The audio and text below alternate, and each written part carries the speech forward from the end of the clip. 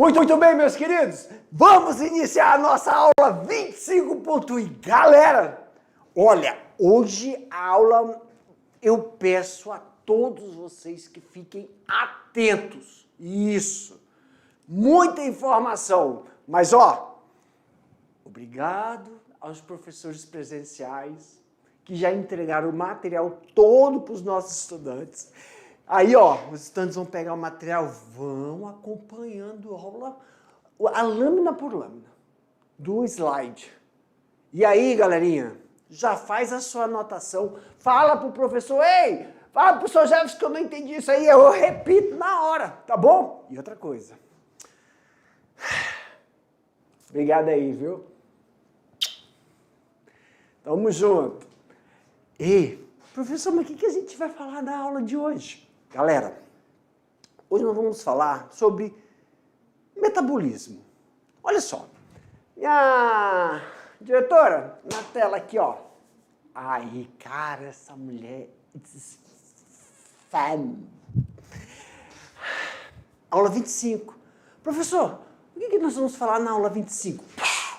Metabolismo energético. Só essa palavra, meus queridos estudantes, metabolismo energético, está embutido muita informação. Por quê, professor? Nós vamos falar de metabolismo energético em animais, metabolismo energético em vegetais e o metabolismo energético em micro-organismos. Então, eu quero que todos prestem atenção, porque para cada ser vivo citado aqui, tem um procedimento, tem um processo, mas com um único objetivo: gerar energia. Tudo bem? Então nós vamos ver. Desculpa a pausa. Respiração celular aeróbica e anaeróbica. Só um adendo. Esse negócio de respiração celular, coloca aí metabolismo energético. Professor, mas todos os livros trazem respiração. Galera, já que vou começar agora. O sistema é bruto. Todo o processo metabólico, alguns processos metabólicos, durante metabolismo, se divide em catabolismo e anabolismo. Alguns deles com presença ou ausência de oxigênio. Tudo bem? E aí ela pode ser caracterizada como fermentação, tem a fotossíntese e a quimiossíntese. Esses são os processos, os 4 processos de metabolismo energético. Qual a função? Produzir energia. Nós, seres humanos, as nossas células precisam de energia para quê? Para se dividir, para produzir células gaméticas, os espermatozoides no caso de homem, o ovócito de segunda ordem no caso de mulher. Se eu estiver fazendo musculação, eu preciso desenvolver meus músculos. Faço mitose, eu preciso de energia para respirar, para falar, para fazer os movimentos peristálticos, para o coração ficar batendo. Isso tudo precisa de energia. Tudo bem até aí? Alguns organismos fazem isso com a presença ou ausência de energia, de oxigênio. Mas, quando a gente fala respiração celular, o que você tem que compreender? O organismo que faz metabolismo para produzir energia para a célula funcionar, se nesse processo metabólico formar oxigênio, a própria célula consome esse oxigênio. Tudo bem? Então não é bem muito uma respiração. O que é respiração, professor? É isso aqui, Isso é um processo de respiração. Isso é um processo de produção de energia para uma via metabólica. Não quero que ninguém entenda aí que célula respira. Célula não respira. Tudo bem?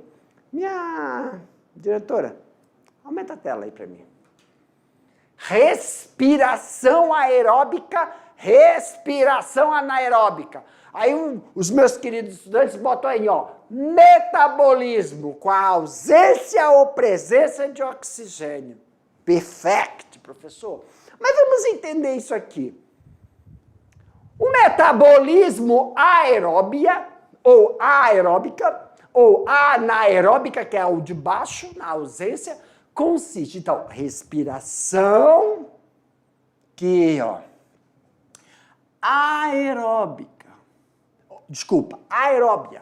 consiste em levar adiante o processo de degradação das moléculas orgânicas, reduzindo-as às moléculas praticamente sem energia liberável. Os produtos dessa degradação iniciam com a molécula orgânica e são combinados com o oxigênio do ar, então é presença, e transformado em gás carbônico e água. Meus queridos,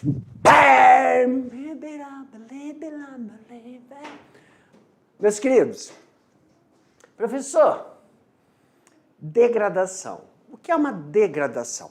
É quando você pega uma macromolécula e, ó, avisando logo aqui os queridos estudantes, tá vendo essa lâmina? Tá vendo essa lâmina todinha aqui, ó? Eu vou falar tudo, depois a gente vai passo a passo, tá bom? Então, vamos, antes da gente iniciar lá, o que é uma degradação de uma molécula? Ou molécula orgânica?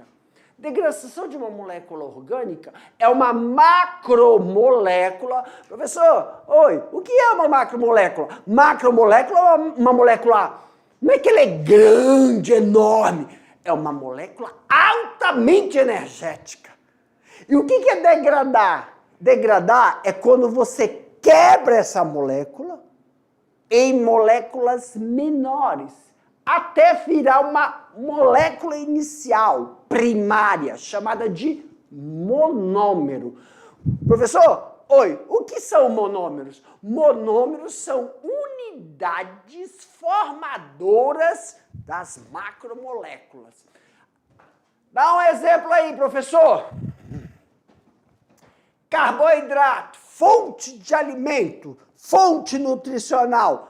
Carboidrato, aí você pega o carboidrato, da onde, professor? Pão, bolo, macarrão, farinha, mandioca, batata doce, batata inglesa, tudo isso tem o quê?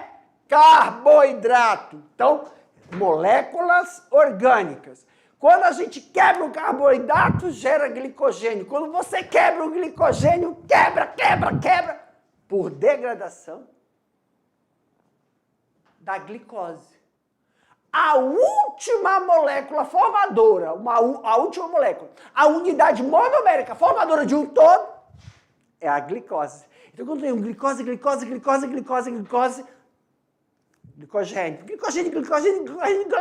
carboidrato.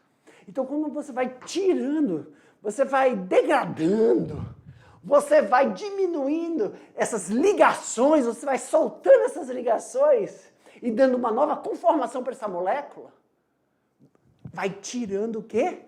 Energia, reduzindo e produzindo o quê? Gás carbônico e água. E essa energia que é tirada é embutida em outra molécula. Como assim, professor? Metabolismo, primeira fase é o catabolismo. A gente come essas fontes vão cair no processo de catabolismo, que é quebra, diminuição até o monômero, para este monômero entrar numa via metabólica até produzir uma outra molécula que é reconhecida pelo nosso sistema como Dali que ela tira energia para se dividir, para se desenvolver, para fazer todos os processos cardíacos, respiratórios, movimentos peristálticos, renais, hepáticos. Todos os nossos sistemas só funcionam porque eles tiram energia do ATP, que é o próximo passo. Como é que isso acontece? Etapas da respiração aeróbica. A degradação de quem? Glicose. Professor, quem é a glicose? É um monômero que advém do carboidrato. E de onde vem o carboidrato? Da fonte nutricional. Então, se você comer o macarrão, tem carboidrato. Se você comer o pão, tem carboidrato. Professor, oi. Se eu como farinha e coloco a farinha no macarrão, é exagero? É. Por quê? Porque o macarrão já tem carboidrato, tu ainda vai colocar o carboidrato da... Então, pessoal, já vou aproveitar aqui e falar aqui, ó, para ter uma boa qualidade alimentar, você tem que saber a quantidade de energia que seu corpo precisa para desenvolver todo o processo fisiológico necessário para um dia.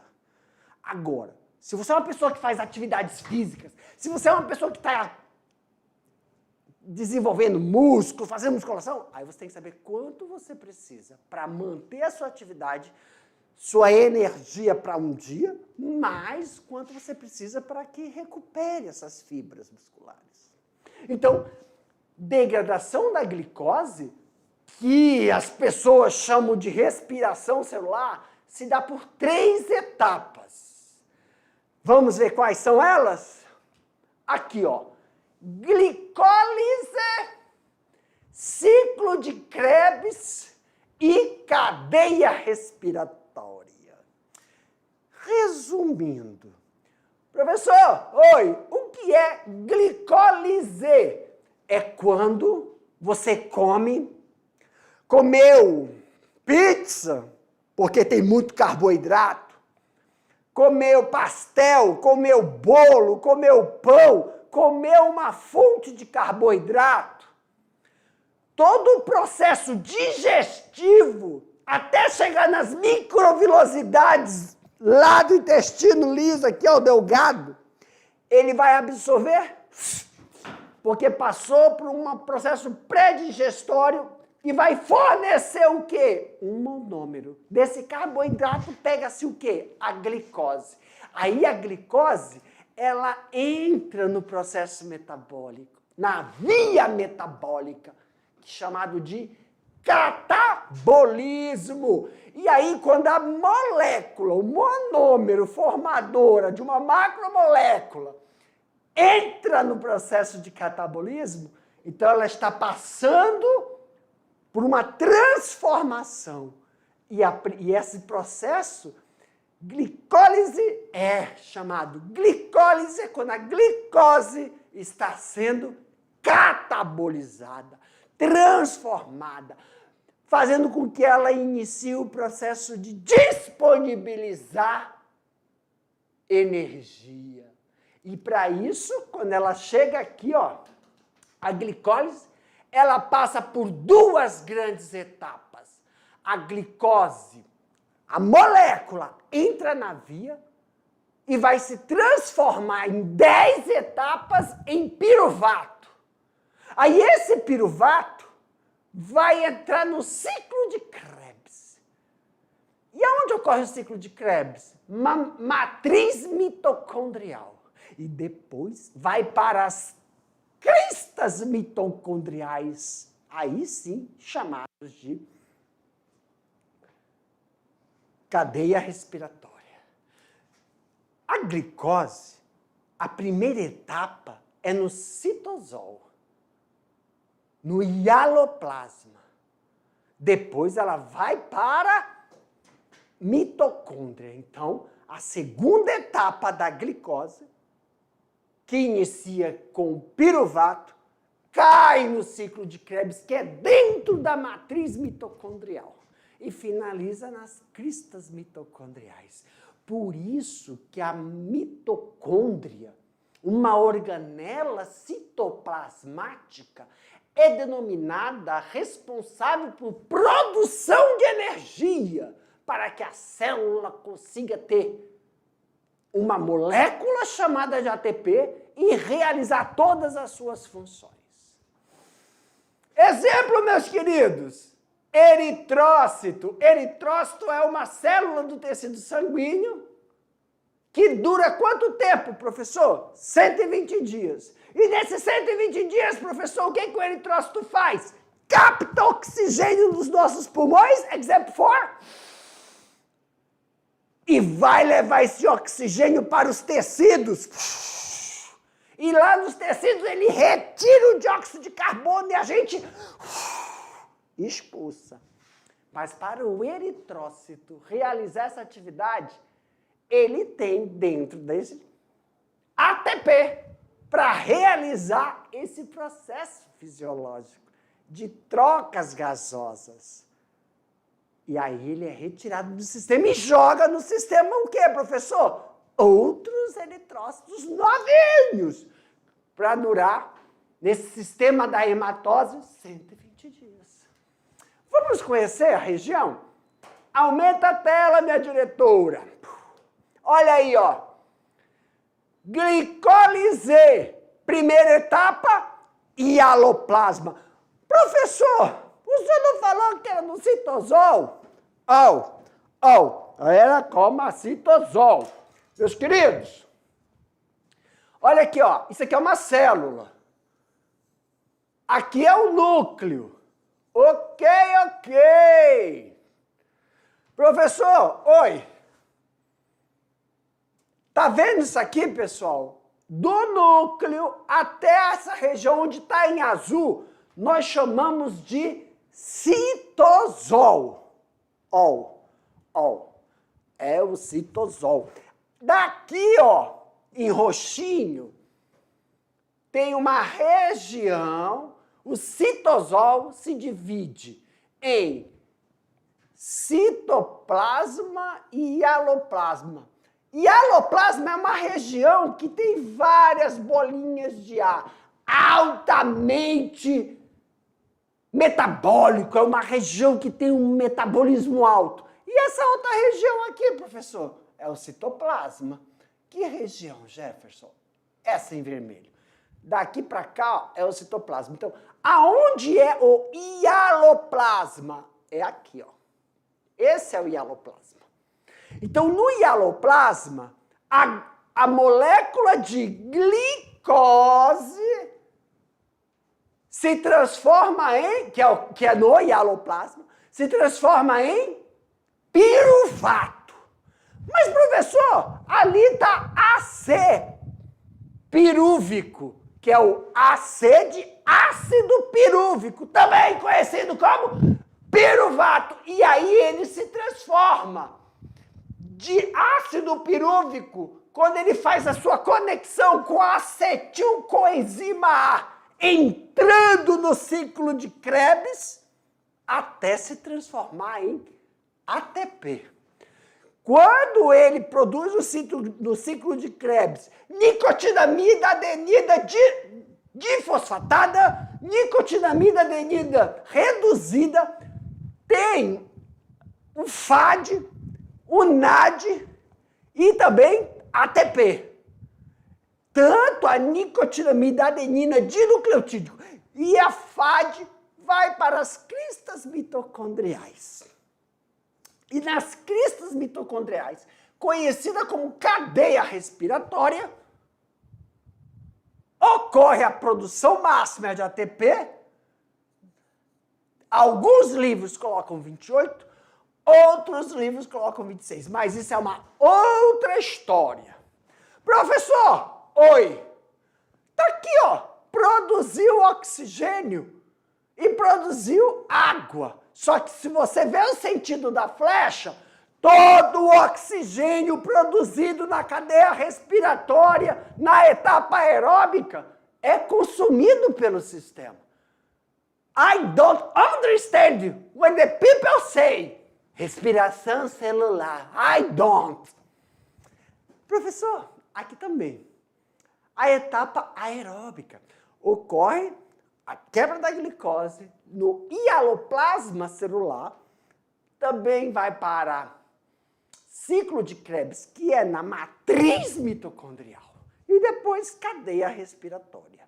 Então, glicólise transforma a glicose em ácido pirúvico, depois passa para o processo que a gente chama de piruvato. Quais são as enzimas envolvidas?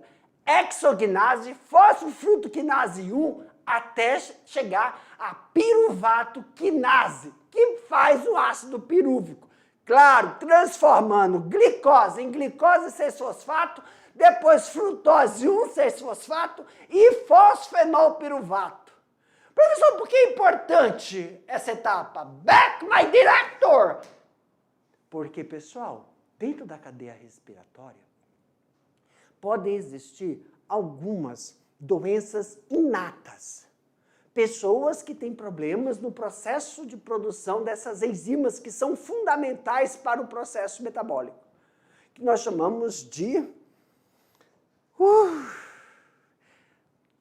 Vamos lá, galera. Erros inatos do metabolismo. Muitas pessoas apresentam enzimas com níveis diferentes de ação e tem problemas no processo de produção de energia para o pâncreas funcionar. Não, aqui é o fígado, mas aí nós temos o pâncreas bem embaixo aqui. Para o rim funcionar, os alvéolos pulmonares. Então, cada órgão tem lá o seu processo metabólico para produzir energia para eles. Cada célula também tem. Então, temos as doenças inatas metabólicas, chamamos de erros inatos do metabolismo. Nós vamos comentar isso mais lá para frente, tá bom? Na tela, minha diretora. Já falei sobre isso. O ciclo do ácido pirúvico e a fosforilação oxidativa. Professor, oi, what is this? Fosforilação oxidativa é quando o oxalacetato entra onde, professor? Na via das cristas mitocondriais, aonde tem uma alta produção de ATP, pois a nicotinamida adenina dinucleotídeo fosfatada vai se transformar em nicotinamida adenina dinucleotídeo reduzida, produzindo muito NADH. E claro, se vocês observarem, todo o ATP, ele é fosforilado, transformando-se em ATP. E aí, meus queridos, há um consumo de meio molécula de oxigênio e transforma em água. Água, professor? Sim, porque o H2O2, a água oxigenada, ela é quebrada e transformada em água. Qual a importância disso? Back my director! É muito importante, meus queridos. Por que isso é muito importante? Porque o nosso metabolismo, isso aqui, galera, tem um investimento de 2 ATPs. E aí, esse investimento de 2 ATPs gera uma temperatura muito, muito elevada. Então, quando... Tá vendo? Bota a mão no pescoço aí, coleguinha. Bota a mão no pescoço, bota a mão assim. Não é quente. Da onde vem esse calor? Da onde vem essa temperatura? Do metabolismo. E aí, nós precisamos manter uma temperatura constante. E como é que a gente consegue isso? Com a produção de água. Essa água está em forma de vapor. Então, ela faz o quê? My director, how do you say? Ela vai... Essa água, a função dela, o próprio sistema gera água para dissipar essa energia e manter a temperatura essencial para que essas enzimas do processo metabólico possam funcionar. Porque as enzimas do processo metabólico estão diretamente ligadas com o pH, que é a acidez e temperatura. Se não manter uma temperatura constante, elas podem passar por um processo de desnaturação. Pode aumentar, minha diretora. E aí, pessoal, o destino da nicotinamida adenina dinucleotídeo fosfatada para nicotinamida dinucleotídeo reduzida passa por todos esses processos até a transformação de água, tá bom? Que é o nível energético. Ok, aqui eu vou fazer uma ressalva. Para mim, minha diretora. Meus queridos, num outro slide eu falei qual é o total de ATP produzido. Uma glicose entrou na via glicolítica, qual é a quantidade de ATP produzida? 38 ATPs. Só que eu vou fazer uma ressalva aqui. Quem quiser pesquisar, fique à vontade. Depende. Tem livros, tem o Voigt, tem o Leninger. Excelente. Alguns atribuem que não são 38, mas sim 36. Mas, professor, eu estou no processo de estudar para o vestibular. Eu vou entrar nessa seara? Não, você não vai entrar nessa seara. O que você vai fazer? 38 ATPs. Justificando que os 2 ATPs a mais que eu estou falando Aqui não está 38 ATP? 38? Mas temos que lembrar que no início da reação, nós investimos 2 ATPs. Porque tudo que faz gerar energia tem um investimento. Não entendi, professor. Uai, se você for abrir uma empresa, tu tem que ter capital para isso. Um investimento. Tá bom? Aumenta, minha diretora. Aqui, pessoal, um resumo, né? Sobre o processo das cristas mitocondriais. E, professor, saindo da seara animal, o que é fermentação? Fermentação também é um processo de produção, liberação de energia, só que aqui a fermentação é sem a presença de oxigênio, que nós chamamos anaeróbica. Aeróbio, oxigênio. Aná vem de negação. E aí, é muito utilizado para confecções de massas, vinhos, queijos. Só que a gente tem que lembrar uma coisa, viu, galera?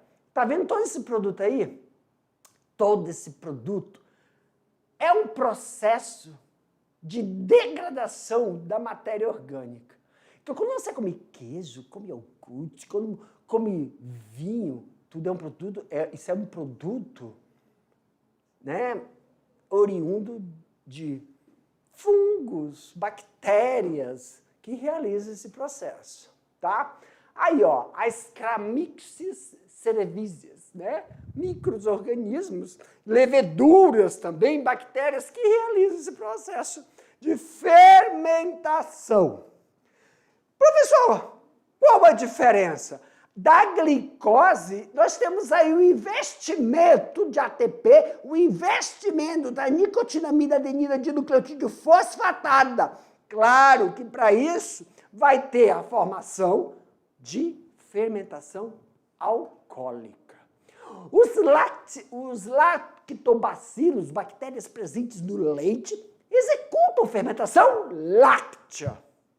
Tá bom? Para isso se utiliza um ponto de partida. O quê? A lactose. Então, meus queridos, my director, quando a gente fala de fermentação, qual é a molécula primária? Que molécula se utiliza para esse processo de metabolismo? Caracterizado como fermentação? Lactose.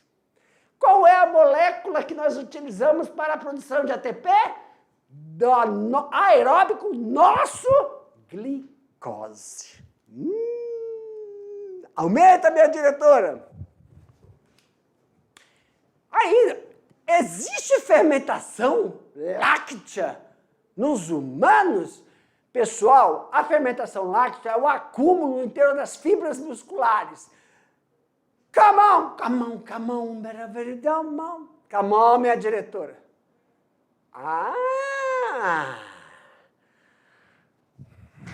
Professor, tô ali, ó, fazendo exercício com a professora Iris Lende.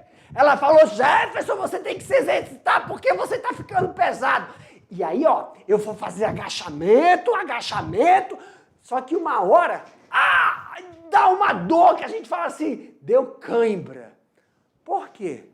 Porque quando você exercita muito músculo, sem um processo respiratório adequado e nutricional, você para de produzir ATP por processo aeróbico e começa a fazer fermentação láctea. Você começa a produzir porque falta oxigênio e você produz ácido lácteo, que faz com que ocorra o quê?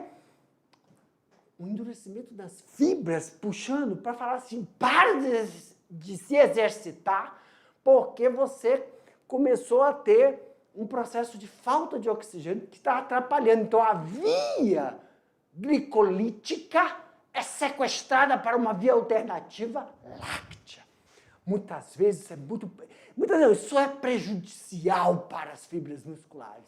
Professor, pode estar relacionado também com a deficiência de potássio? Pode, que é nutricional.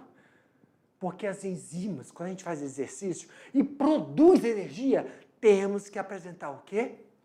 Uma via metabólica advinda de um processo nutricional, não só a fonte de energia, carboidrato, vitaminas e sais minerais. Aumenta, minha diretora. E professor, fotossíntese em menos de 7 minutes. Professor, o que é a fotossíntese? Fotossíntese é um processo metabólico de produção de energia realizado pelos vegetais. Então, são seres vivos denominados de autótrofos. Autótrofos ou autótrofos. Autotróficos. Como é que é feita essa fotossíntese? É uma fotoautotróficos e os quimioautotróficos. Pessoal, olha que coisa 10 que eu vou pegar nessa. Tá vendo o esquema? O que a, vamos dizer, respiração celular mitocondrial faz? Produção de oxigênio. Só que ela consome o oxigênio. E o vegetal, professor? Produz dióxido de carbono. Mas não fala que vegetal, professor, a floresta amazônica produz o oxigênio do mundo? Não! Não produz, porque todo o oxigênio que ela produz, ela mesma consome no processo fotossintetizante. Professor, então quem produz o oxigênio? São as fitoalgas, são os organismos que estão no oceano. Então quer dizer que a gente pode acabar com todos os vegetais? Pode ser!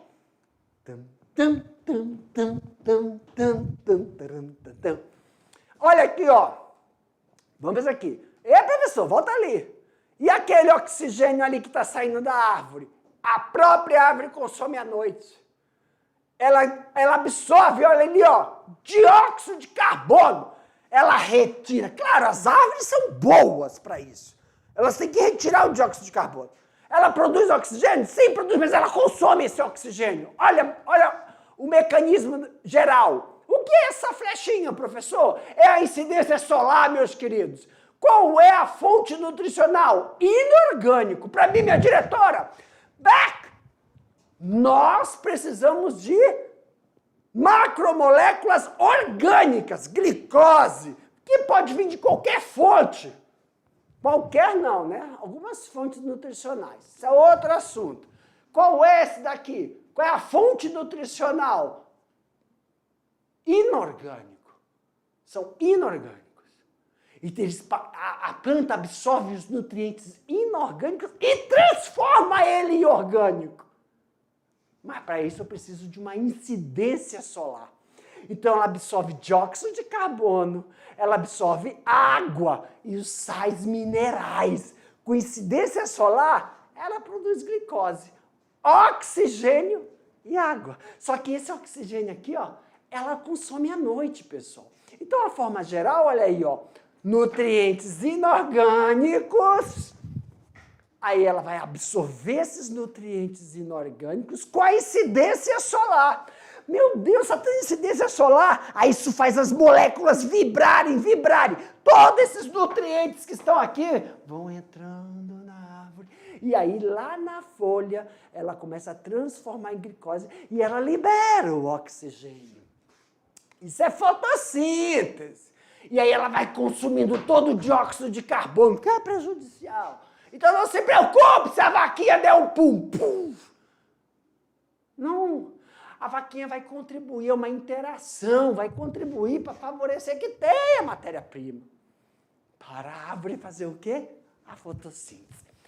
E aí gera a produção de glicose. Matéria orgânica, inorgânica, produzindo orgânico. E essa glicose é utilizada pela planta para ela produzir todos os seus hormônios, para fazer o processo de floração, para fazer o processo de frutificação, para fazer o processo... floração, desenvolvimento, floração, frutificação e depois renovação das suas folhas. Então, aumenta a tela, minha diretora. Em linhas gerais,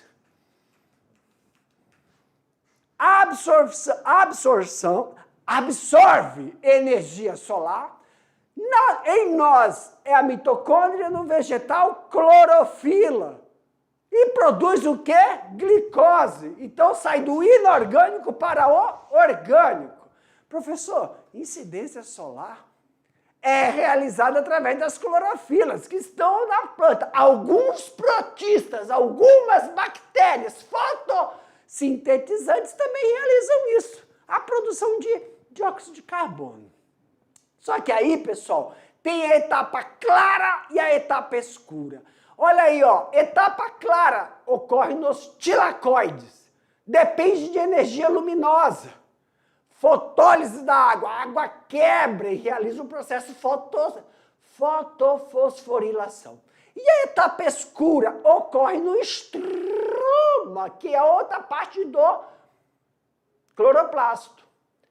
Depende indiretamente da luz. É indireto, ela não precisa, a incidência solar não precisa estar em cima da folha. Evento, ciclo de Calvin. Professor, estruturas envolvidas, aí tá, ó, a folha. Na folha tem quem? Uma célula cheia de célula. Dentro dessa célula tem quem? Cloroplasto. No cloroplasto tem quem? Os tilacoides, as membranas e o estroma. O estroma tem DNA específico, só que aí, ó, o grânulo. E aí é nessa estrutura do tilacoide que ocorrem os processos de fotossíntese e a membrana do tilacoide. Tudo bem? E é aí, ó, que ocorre. Então, nós estamos mostrando, eu mostrei lá a mitocôndria, aí nós estamos mostrando o tilacoide, que ocorre tanto na fase clara como na fase escura. Fotoquímica, a etapa fotoquímica, pessoal, é a formação acíclica. Acíclica. Então, meus queridos, vocês estão vendo ali, ó, que todo o processo de produção que os vegetais realizam no estroma, para a produção, ele gera uma energia, só que ele produz o oxigênio e consome o oxigênio todo produzido. Ele consome o oxigênio, professor, consome ali, ó, o dióxido de carbono, fase clara, reação luminosa. Eu vou selecionar aqui, ó, reação luminosa. E aqui a reação de fixação de carbono. Em resumo, a plantinha absorve os sais minerais, fazendo captação de oxigênio. Ela absorve oxigênio, libera dióxido de carbono. Libera dióxido de carbono e consome oxigênio, dependendo do quê? Se está na fase clara, se está na fase escura. Por isso que não se aconselha colocar a planta no quarto de bebezinho. Transpiração, que facilita o processo. Tá bom? Tá bom, professor. Para mim, minha diretora. Daqui a pouco te volta pra gente fazer aquele bate-bola, jogo rápido. Tchau.